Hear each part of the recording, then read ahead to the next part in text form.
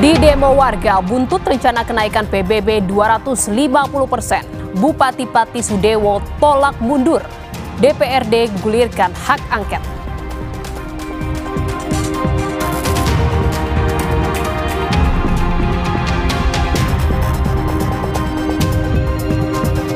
Polisi ungkap motif pembunuhan wartawan di Pangkal Pinang, Kepulauan Bangka Belitung karena pelaku kecanduan judi online.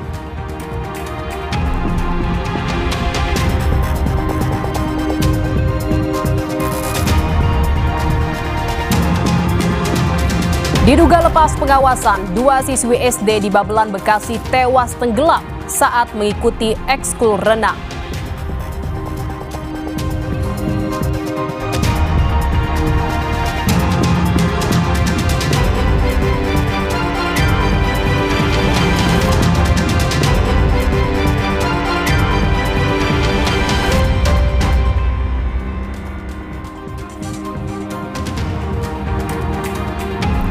Halo, selamat malam saudara. Apa kabar Anda hari ini? Anda kembali menyaksikan Kompas Malam bersama saya, Jihan Novita.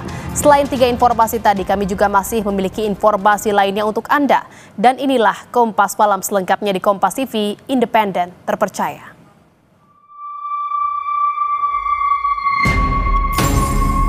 Saya akan berbuat yang lebih baik. Terima kasih.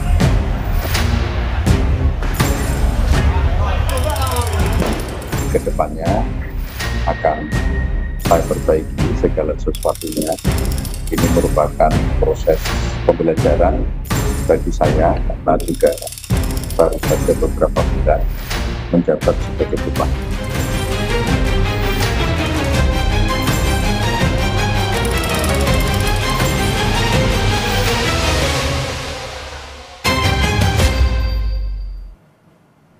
Saudara, DPRD Pati menggulirkan hak angket merespon demo warga yang kecewa pada Bupati Sudewo. Sementara Bupati Pati Sudewo mengklaim tak bisa memenuhi permintaan rakyat untuk mundur karena telah dipilih secara demokratis.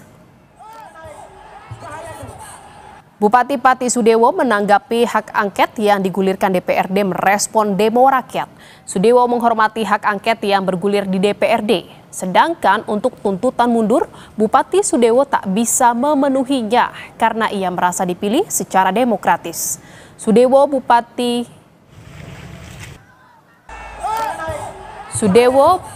Pati menolak mundur.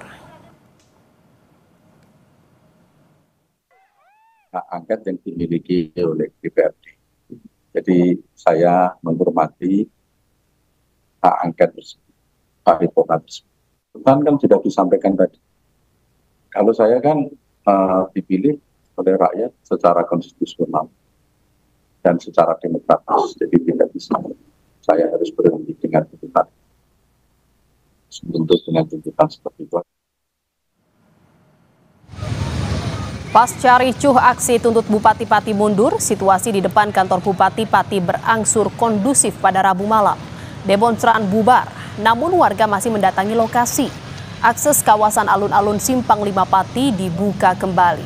Petugas gabungan mulai membersihkan lokasi pasca demo.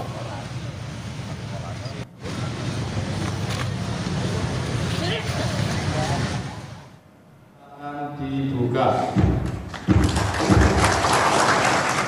Merespon unjuk rasa warga, DPRD Pati menggelar rapat paripurna. Hasilnya, 8 fraksi sepakat mengusulkan pembentukan panitia khusus membahas pemakzulan Bupati Pati Sudewo.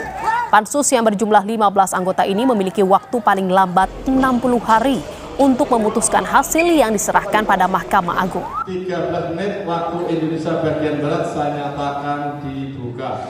Yang mana tadi pada saat kita rapat paripurna diusulkan dari beberapa anggota DPRD yang terdiri dari beberapa fraksi, ada 8 pengusul untuk dibentuknya hak angket. Kemudian tadi sudah kita bentuk hak angket yang terdiri dari 15 orang anggota. Kalau kebijakan yang diambil dalam waktu dekat untuk mereda masa situasi tentunya adalah dari Pak Bupati Pati. Dan saudara, untuk mengetahui perkembangan dari demo di Pati, sudah bersama kami jurnalis Kompas TV, ada Gesi Lutfiah di Pendopo, Kabupaten Pati, Jawa Tengah, dan juga ada Ihwan Miftahudin di kantor DPRD Kabupaten Pati. Kita ke Gesi terlebih dahulu yang berada di Pendopo, Kabupaten Pati. Selamat malam Gesi, apakah ada demo lanjutan besok dan bagaimana situasi demo warga pada malam hari ini di depan Pendopo? Selamat malam Jihan dan juga saudara. Untuk kondisi pada malam hari ini memang terpantau ramai begitu ya di alun-alun Simpang 5 Pati, karena memang selain tempat masa tadi melakukan demonstrasi, ini merupakan alun-alun yang beroperasi setiap malamnya seperti yang bisa Anda saksikan di belakang saya. Masa juga beberapa banyak yang datang untuk melihat begitu ya sisa-sisa dari demonstrasi tadi siang. Seperti yang Anda ketahui saudara, tadi siang untuk demonstrasi ini juga terjadi kericuhan sehingga beberapa fasilitas publik ini juga rusak. Seperti contohnya Pendopo Kabupaten Pati ini yang juga mengalami kerusakan seperti pecahnya kaca-kaca jendela, kemudian juga ada pembakaran mobil aparat. Nah, tentunya warga Pati sendiri ingin mengecek atau memiliki rasa penasaran sehingga pada malam hari ini mereka berbondong-bondong untuk melihat sisa-sisa daripada aksi unjuk rasa siang tadi. Untuk saat ini personil gabungan dari TNI dan juga Polri tengah melaksanakan kegiatan pembersihan juga untuk sisa-sisa daripada aksi demonstrasi tadi siang, serta tentunya masih ada penjagaan di kawasan Pendopo Kabupaten serta juga lalu lintas yang saat ini masih dijaga ketat oleh Polri. Selain itu, akses untuk alun-alun sendiri pada malam hari ini lalu lintas terbilang lancar, namun juga tidak jarang tadi ya saya saksikan sendiri untuk tim gabungan Polri dan juga TNI, khususnya Polri ya, melakukan patroli begitu di sekitaran alun-alun ini. Nah, untuk besok sendiri Jihan, agendanya ini belum terjadwal atau memang tidak ada kabar akan ada demonstrasi lanjutan. Namun yang kami dapat informasikan bahwa tuntutan ini kan sudah sampai ke DPRD Pati. Kabarnya akan ditindaklanjuti oleh DPRD Pati dan masa yang tadi siang melakukan aksi ini akan mengawal tuntutan ini hingga tuntas. Jihan. Dari Gesi kita beralih ke Iwan di kantor DPRD Kabupaten Pati. Iwan, Bupati Pati di demo warga berujung pada pansus hak angket. Lalu bagaimana pansus mulai bekerja menyelidiki kinerja dari Bupati Pati? Ya, Jihan dan saudara, memang pasca adanya unjuk rasa yang sempat ricuh pada siang tadi di kantor DPRD Kabupaten Pati ini juga menjadi salah satu tempat yang menjadi sasaran massa atau sasaran para pengunjuk rasa untuk meminta kepada para dewan atau wakil rakyat mereka segera mengambil sikap. Dan hasilnya tadi siang digelarlah rapat paripurna yang dihadiri oleh 42 anggota dari jumlah total 50 yang anggota DPRD di Kabupaten Pati. Dari rapat paripurna itu disepakati bahwa 8 fraksi ini sepakat untuk melakukan hak angket. Dan dilanjutkan dengan pembentukan pansus yang akan bekerja menyelidiki terkait kebijakan Bupati Pati yang menentukan pajak hingga mencapai 250%. Pansus ini direncanakan akan mulai bekerja besok pagi dan diharapkan paling cepat dalam waktu 7 hari ini sudah bisa mengeluarkan hasil. Meskipun demikian, tadi Ketua DPRD menyampaikan kalau standarisasi untuk waktu kerja pansus ini sebenarnya sampai 60 hari. Namun dari Ketua Pansus sendiri mengharapkan semoga tidak sampai 60 hari ini kerja pansus sudah menghasilkan sebuah keputusan dan nanti akan diajukan kepada DPR pusat. Seperti itu, Jian. Kalau catatan DPRD ini apa tanggapannya terkait demo yang berlangsung tadi di Pati?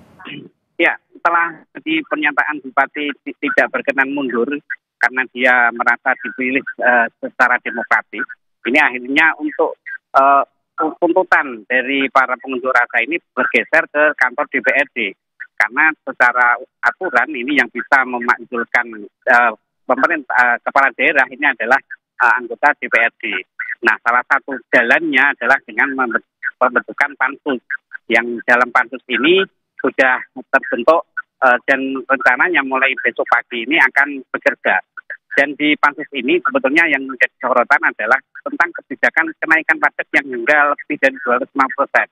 Karena di Perda nomor 1 tahun 2024 itu disebutkan bahwa bupati boleh menaikkan pajak itu hanya di antara 20 hingga 100%. Namun ini juga menjadi hak bupati ketika mau menaikkan lebih dari itu, tapi harus dipertanggungjawabkan kepada anggota DPR. Nah, itu yang nantinya akan menjadi bahan bagi pansus untuk menyelidiki apakah pengambilan kebijakan ini sudah sesuai dengan konstitusi atau ditemukan kejanggalan-kejanggalan. Seperti itu, dia. Baik, terima kasih atas laporan Anda, jurnalis Kompas TV Iwan Miftahudin di kantor DPRD Pati, dan sebelumnya juga ada Gesi Lutfiah di Pendopo Kabupaten Pati. Terima kasih rekan-rekan, selamat malam. Kita ke informasi berikutnya, Saudara. Di mana ada sempat ricuh 40 orang terluka dalam aksi demonstrasi menuntut Bupati Pati mundur. Sebagian korban mengalami sesak nafas akibat terkena gas air mata. Dari 40 korban, 34 diantaranya sudah diperbolehkan pulang. Sementara 6 orang lainnya harus menjalani rawat inap akibat sesak napas akut. Selain dari masa pengunjuk rasa, korban juga berasal dari polisi dan wartawan. Selain sesak napas akibat gas air mata, sejumlah korban terluka akibat lemparan batu.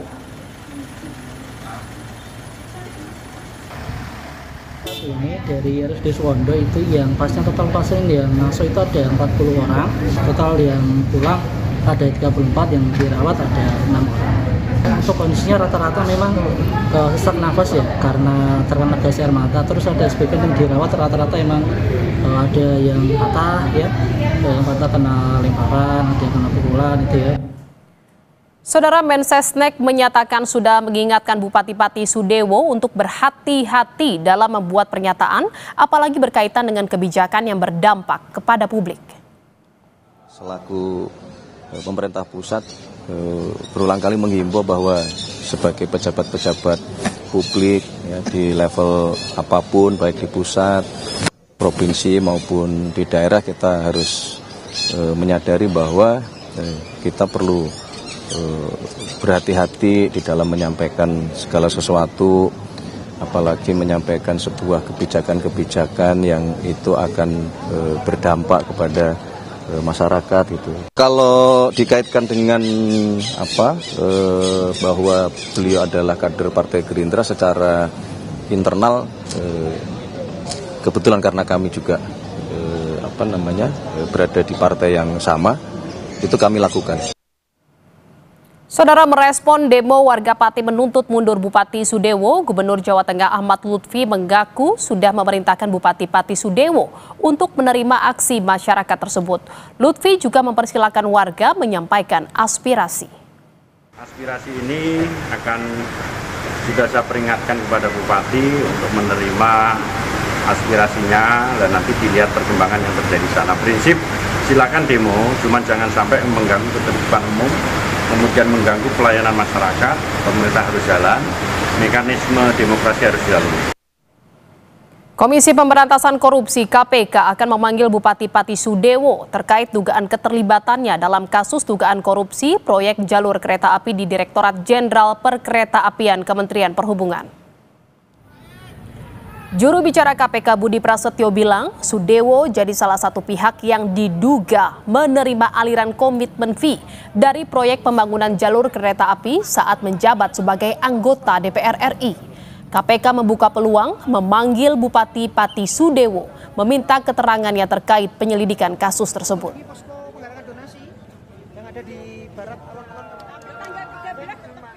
Saudara SDW merupakan salah satu pihak yang diduga juga menerima aliran komitmen fee terkait dengan proyek pembangunan jalur kereta ya, yang kemarin kita sampaikan terkait dengan update penahanan salah satu tersangkanya yaitu saudara R. Penyidik akan mendalami dan tentu nanti kami akan update proses penyidikan terkait dengan saudara SDW ini seperti apa. Polisi ungkap motif pembunuhan wartawan di Pangkal Pinang, Kepulauan Bangka Belitung karena pelaku kecanduan judi online. Informasinya seusai jeda di Kompas Malam.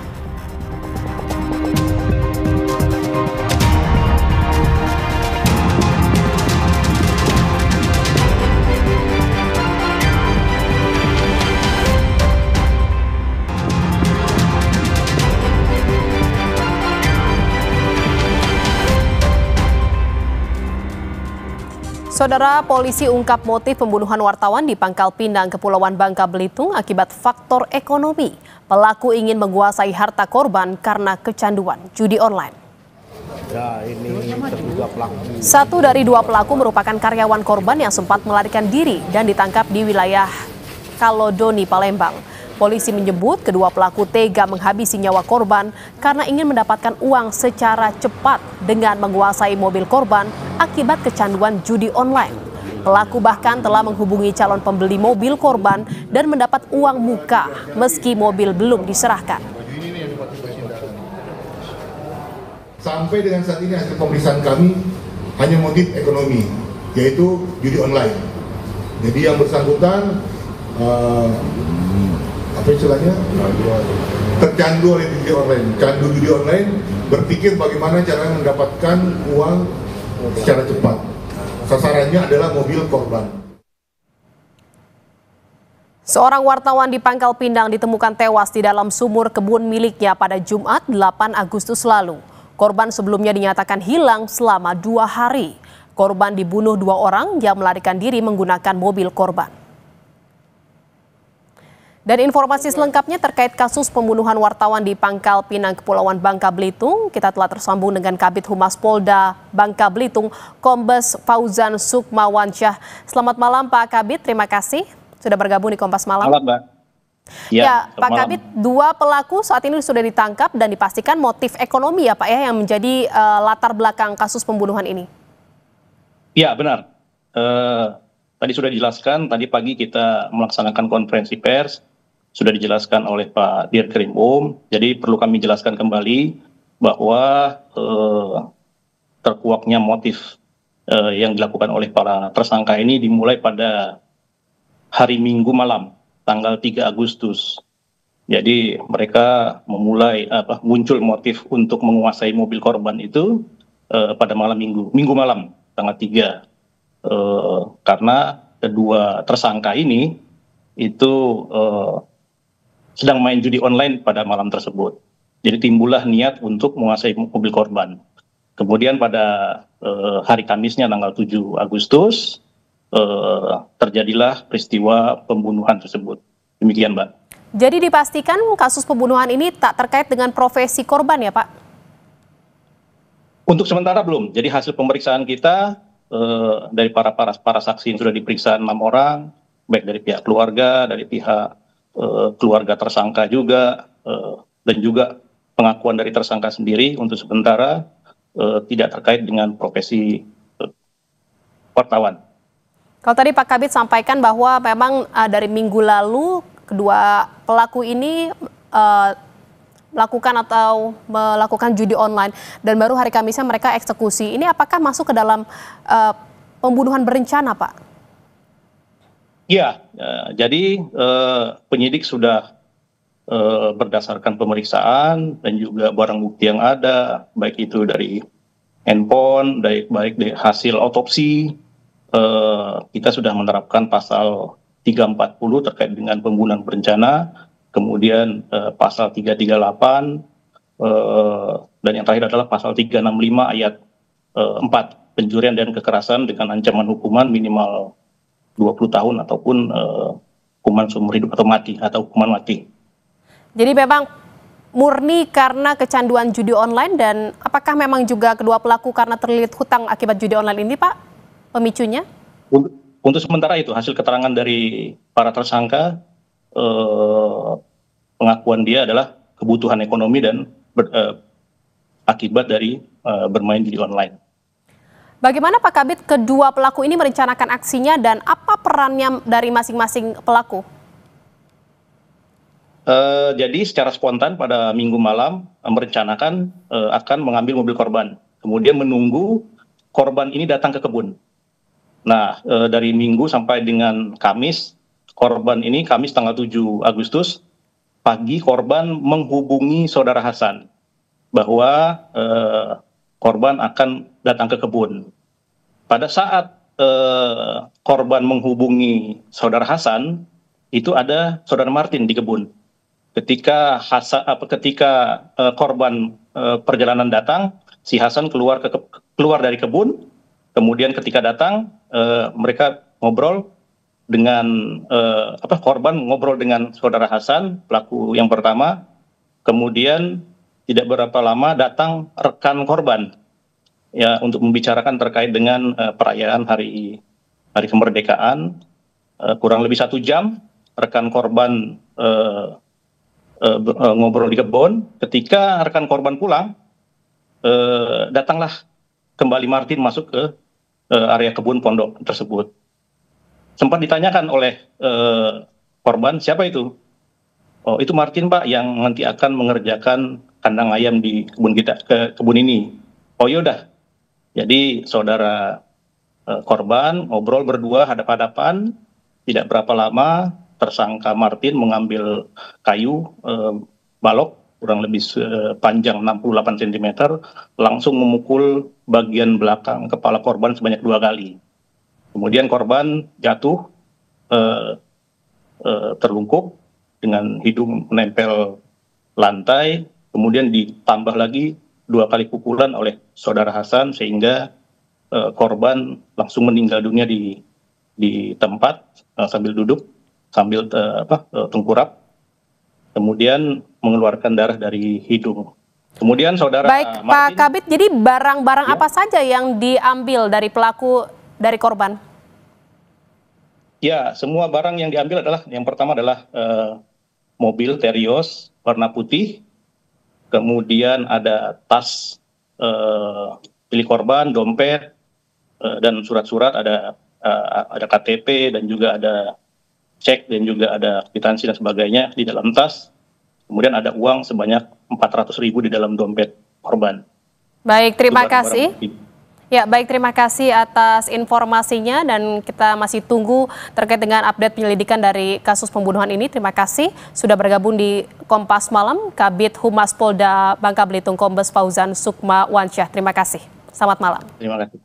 Selamat malam. Saudara, 2 siswi sekolah dasar di Babelan, Bekasi, Jawa Barat tewas tenggelam saat mengikuti kegiatan ekstrakurikuler renang di sekolah. Diduga keduanya lepas pengawasan dan tak bisa berenang. Dalam rekaman CCTV terlihat 2 guru mengevakuasi kedua korban yang sudah tak sadarkan diri di rumah sakit. Menurut pihak sekolah, peristiwa ini terjadi saat 2 siswi mengikuti eskul renang pada Senin siang bersama 23 siswa lain. Diduga kedua siswi terlepas dari pengawasan pelatih. Karena tak bisa berenang, kedua korban pun tenggelam. Lalu 2 siswa ini emang nggak bisa berenang, Pak? Belum bisa berenang atau gimana? Iya, betul. Info yang saya dapat itu mereka murid yang baru pertama kali ikut ekskul. Gurunya, pelatihnya itu mendapati anak muridnya tenggelam dari anak lain gitu. Ada yang tenggelam gitu. Kemudian gurunya langsung melihat, langsung diangkat gitu. Saat itu emang gurunya lagi menaikkan murid-murid karena mau pemanasan. Polsek Babelan, Bekasi telah melakukan olah TKP di kolam renang dan memeriksa 6 orang saksi termasuk dari pihak sekolah. Polisi juga telah memasang garis polisi dan menyita barang bukti seperti rekaman CCTV. Pemeriksaan ini dilakukan untuk menyelidiki dugaan kelalaian dari peristiwa tewasnya 2 siswi saat ekskul renang. Pihak sekolah telah menutup kolam renang sambil menunggu hasil penyelidikan polisi. Dari saksi, dari awal kita dari keluarga atau dari orang tua sudah kita minta keterangan, kemudian dari pihak-pihak yang terkait ya berjumlah 6 orang saksi. Hasil cek TKP di dalam lingkungan sekolah. Dan untuk kedalaman kolam itu berapa sih? Ya, kalau untuk kedalaman itu kemarin sedang diukur ada berbagai versi, ada 1,10 meter, 1,20 meter, 1 meter sampai 30. Saudara, seorang dokter di RSUD Sekayu, Kabupaten Musi Banyuasin, Sumatera Selatan dipaksa membuka masker oleh keluarga pasien. Informasinya seusai jeda.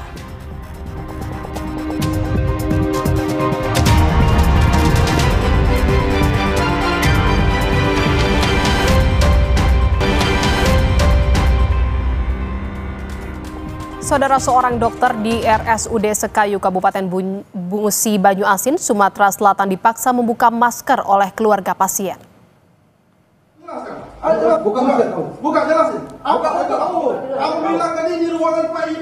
Ketegangan terjadi saat keluarga pasien marah dan memaksa seorang dokter untuk membuka masker. Keluarga tampak emosi dan menilai pelayanan yang diberikan rumah sakit dianggap lambat. Keluarga pasien kemudian mengintimidasi dokter yang bertugas. Tidak terima atas perlakuan tersebut, sang dokter pun lapor polisi.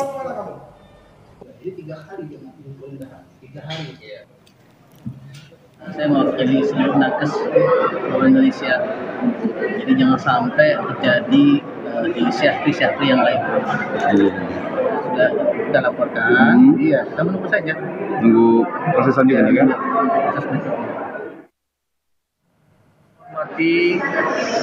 Profesi dan pribadi dokter, terutama adinda kami Dr. Sapri, beliau tetap akan meneruskan kasus ini ke penegak hukum karena beliau merasa terancam atas perbuatan dan kata-kata yang disampaikan oleh keluarga.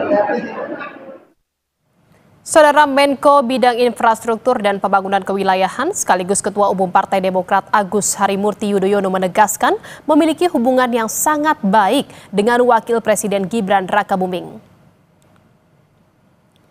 Merespon ramainya komentar publik atas video saat Wapres Gibran tak menyalami dirinya dan menteri lain di Batu Jajar, Bandung Barat pada Minggu lalu, AHY menjawab singkat jika dirinya dan Gibran tak punya masalah. Menjalankan agenda-agenda prioritas termasuk di bidang infrastruktur dan pembangunan kewilayahan. Mas, baik sekali.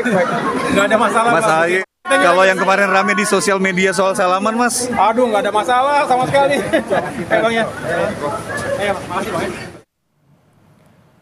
Sebelumnya, saudara, beredar video Wapres Gibran terlihat melewati 4 Menteri Kabinet Merah Putih yang telah hadir. Mulai dari Menko Agus Harimurti Yudhoyono, Menteri ESDM Bahlil Lahadalia, Menko Pemberdayaan Masyarakat Muhaimin Iskandar, hingga Menko Pangan Zulkifli Hasan.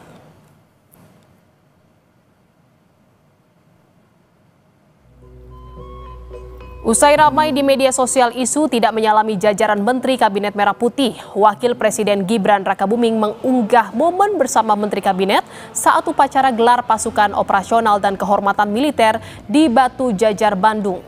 Video yang diunggah Gibran di akun Instagram pribadinya memperlihatkan Gibran menyalami para menteri, termasuk Menteri ESDM Bahlil Lahadalia. Gibran juga menandai secara khusus momen bersama Menko Infrastruktur dan Pembangunan Kewilayahan AHY.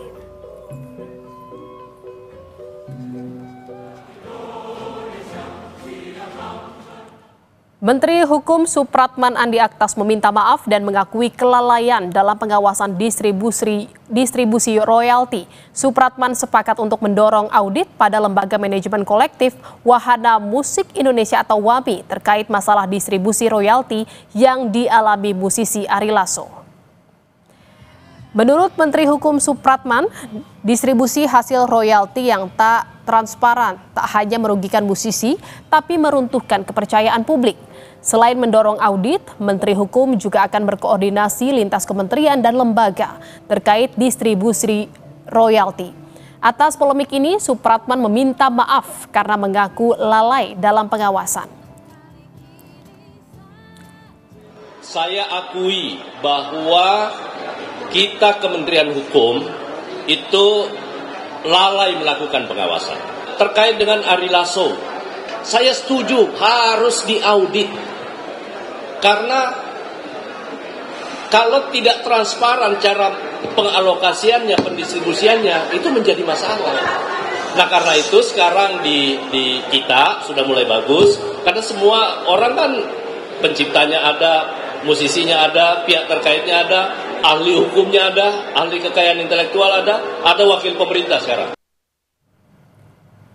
Sebelumnya dalam media sosial, saudara musisi Ari Lasso mengajukan petisi audit WAMI. Hal ini buntut kekecewaan Ari Lasso pada Lembaga Manajemen Kolektif atau LMK Wahana Musik Indonesia WAMI. Karena dari uang puluhan juta hasil royalti yang disetor ke LMK, hanya ratusan ribu saja yang masuk ke kantong musisi.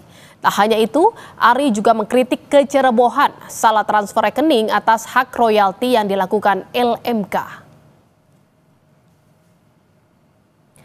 Dalam Instagramnya, musisi Ari Lasso menuliskan ajakan "Yuk yang setuju petisi kepalkan tangan Anda". Ajakan ini ditujukan Ari pada musisi, I.O, manajemen artis, promotor, pemilik kafe, karaoke, dan restoran. Ari bahkan mengajak patungan untuk menyewa lembaga auditor independen.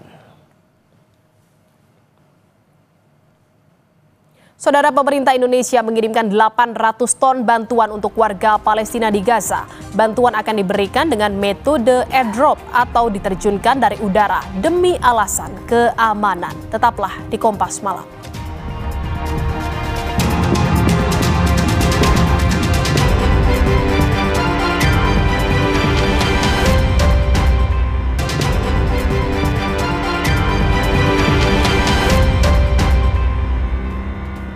Saudara, Israel mengancam memperluas serangan ke wilayah Gaza yang belum dikuasainya. Serangan Israel meningkat dalam beberapa pekan terakhir.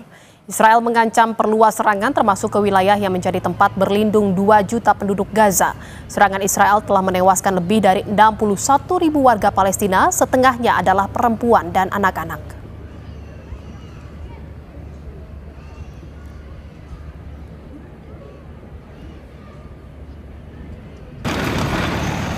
Perdana Menteri Israel Benjamin Netanyahu kembali menyatakan ambisinya untuk mencaplok Gaza sepenuhnya. Ia juga menutup peluang gencatan senjata parsial dan menuntut kesepakatan membebaskan sandera seluruhnya.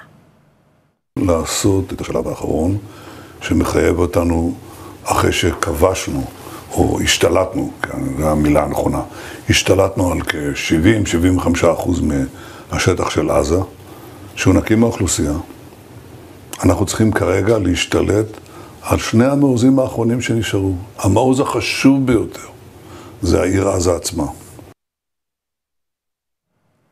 Tak hanya kelaparan, derita warga Palestina di Gaza bertambah karena krisis air. Setiap hari warga Gaza cemas menunggu kedatangan truk pengangkut air bersih untuk kebutuhan mereka. Akibat blokade Israel, warga harus bertaruh nyawa untuk antre bantuan.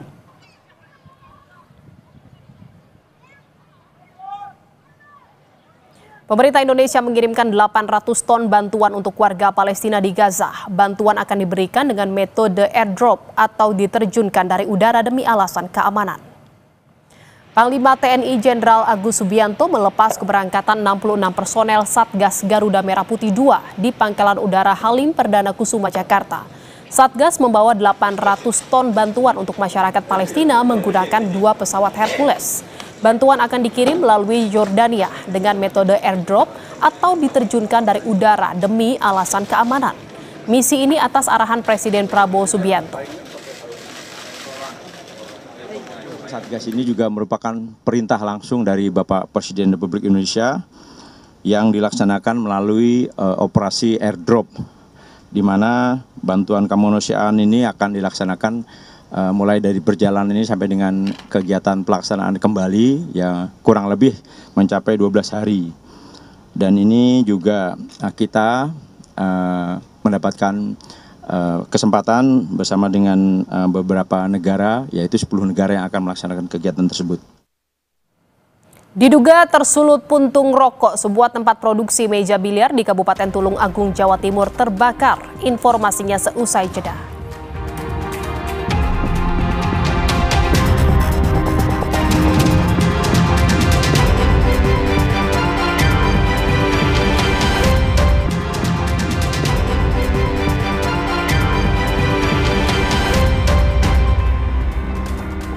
Saudara, diduga tersulut puntung rokok, sebuah tempat produksi meja biliar di Tulung Agung, Jawa Timur terbakar pada Rabu dini hari.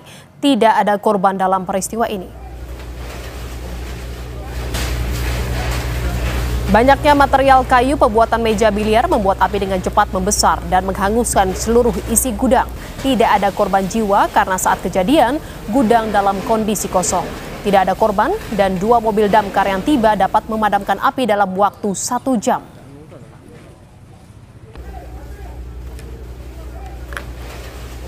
Jadi yang kebakaran ini bahan-bahan triplek dan termasuk kayu-kayu sebagai bahan untuk pembuatan meja biliar.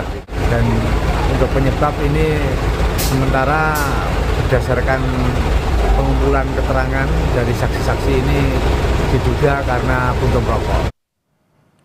Saudara, demikian Kompas Malam hari ini. Saya Jihan Novita pamit undur diri. Dan jangan lupa cukupi kebutuhan air mineral Anda setiap hari dan rasakan kesejukannya. Terima kasih. Sampai jumpa.